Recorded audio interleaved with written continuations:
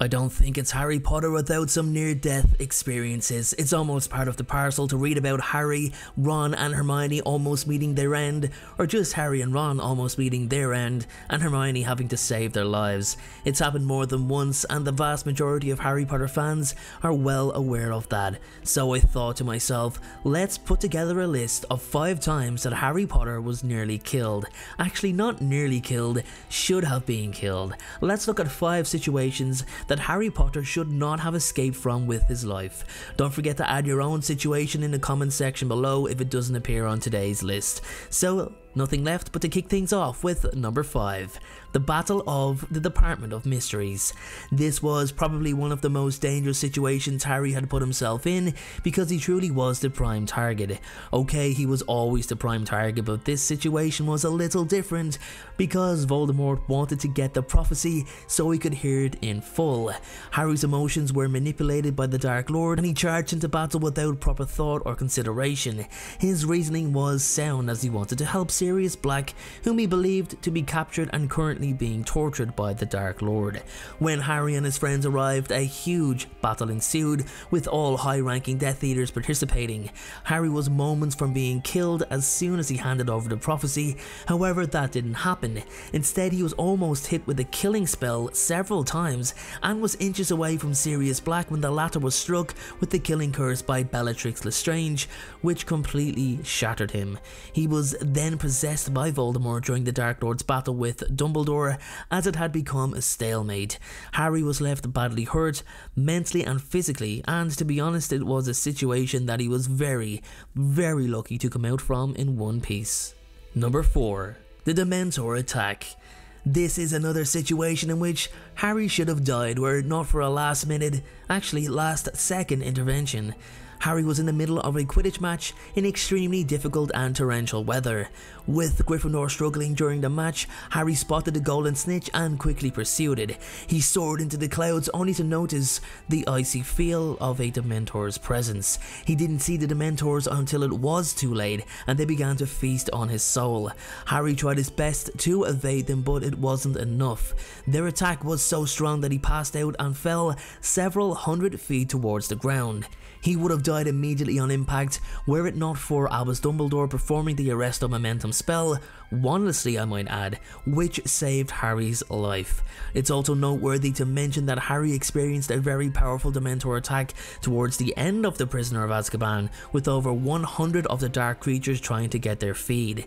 While Sirius barely survives with his last breath, Harry once again falls unconscious, not realizing that another version of himself had saved him, as he originally believed it to be his dad. Due to the amount of Dementors around, Harry probably should have died that night. I think both of these encounters are very, very overlooked in terms of how much danger Harry actually put himself in. Number 3. The Triwizard Tournament. In general, the Triwizard Tournament is one of, if not the most dangerous competition ever created, and I can't believe it was designed for schools to compete in instead of an actual fully qualified wizarding event. The tournament has seen many injuries and many deaths. Even the judges were harmed in certain events. The tournament was cancelled for well over several hundred years, and when it was reinstated, of course Harry gets unwillingly and unknowingly entered into it.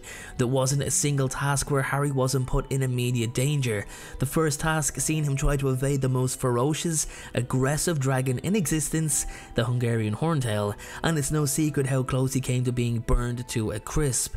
Then we had the second task, which seen him having to survive underwater while trying to rescue Ron, who had been placed in a magical-like coma. Harry, having outstanding moral fibre, as Dumbledore says, tried to rescue more individuals than permitted and was attacked by several Grindylows, who definitely seemed to be intent on really harming him. It was only through desperate measures that Harry managed to escape, especially as the gillyweed was wearing off.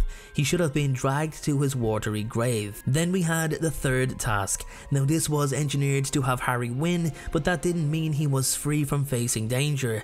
For starters, he encounters anti-gravity mist, blast-ended Scroots, Boggarts that were appearing as Dementors, and giant scary spiders, all of which targeted Harry. How he survived is a puzzle in itself, but even when he did get to the portkey, it took him to the graveyard where his impending death awaited him. Number 2. Little Hangleton Graveyard. That brings us to number 2, which is Little Hangleton Graveyard, where Harry was transferred after he and Cedric both planned on sharing victory by grabbing the portkey. What a huge mistake that was, although an unknowing huge mistake. For starters, Cedric was murdered on the spot by Wormtail under Voldemort's orders. This was a shock to the system for Harry, but it left him no time to absorb what had happened, as he was immediately subdued by Wormtail in order to facilitate the Dark Lord with his rebirth. Harry's arm was cut open and his blood used as part of the ritual. From the moment Voldemort regained his full body, Harry was immediately marked for death and, in all honesty, he could have been killed right there and then, but in typical Voldemort fashion, he delayed, bragged, scolded his Death Eaters and then tortured Harry for fun, which from Voldemort's point of view was understandable, as he hadn't properly been full-bodied for so long. He wanted to stretch his limbs and get back into the feel of things. He planted the Cruciatus Curse on the boy and revelled in Harry's agony. He even informed Harry directly that this would be his last night on Earth. However, instead of just hitting Potter with an Avada Kedavra, boom, he's dead, let's go get a beer. Voldemort decides he wants to further humiliate the boy by forcing him to duel. That decision in turn reveals that the Dark Lord's wand and Harry's wand shared the same core and therefore could not defeat each other. Voldemort could have just killed Harry Potter by any other means, but his own procrastination got the better of him. He couldn't just kill the boy there and then. This should have been Harry's death sentence, but he somehow managed to escape with all the odds stacked against him. Number 1. Poisoned by the Basilisk. During the events of the Chamber of Secrets, Harry and Ron discovered that the chamber does exist and make their way to the location with the supposed assistance of Gilderoy Lockhart, who was taken there against his will by the boys. With their plan to save Ginny now in full swing, Harry didn't really put much thought into it and just threw himself into the situation, which is something he's done several times before. He finds Ginny in the middle of the chamber on the brink of death before finally meeting Tom Marvolo Riddle and discovering he's Lord Voldemort. Tom sets the Basilisk after Harry with the intent to kill him. Harry successfully manages to evade the Basilisk, but only for some time. After Fawkes had blinded the beast, it still didn't really help Harry all that much, as his body temperature and every sound he made could be detected. After an all or nothing my life or your life showdown with the giant snake, Harry manages to pierce its skull with the Sword of Gryffindor, but unfortunately was pierced with a highly toxic and rapidly effective basilisk venom. He began to feel the shadow of death upon him, and this was where he really should have died.